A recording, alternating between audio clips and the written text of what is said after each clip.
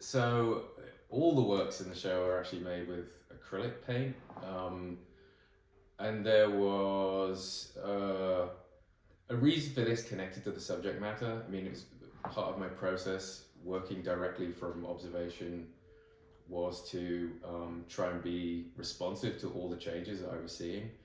And the nice thing about acrylic is that it dries almost instantly, especially in the summer, and I was able to work and rework paintings kind of, as the changes happened. So I'm hoping that the surfaces of the paint, the way that the mark goes down, the way that the paint can become kind of knotted and layered, it's a record of those changes in perception as I'm working. Because working from observation, you become very aware of all the kind of competing bits of information that are coming at you, and that every time you make a mark, pick a color, you're sort of organizing all these competing sensations. So the acrylic was a kind of a perfect medium to tell that story.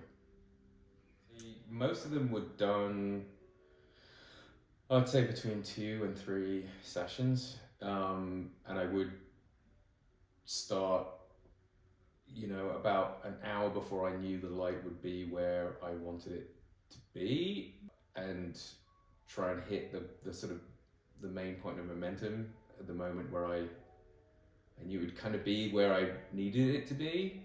But my mind would change throughout the process of the painting, so it would sometimes be an amalgam of different lights and times, and sometimes just something else would present itself that seemed better. But I mean, this was different in that I usually work on multiple paintings at once, and they're all kind of going simultaneously at a similar stage.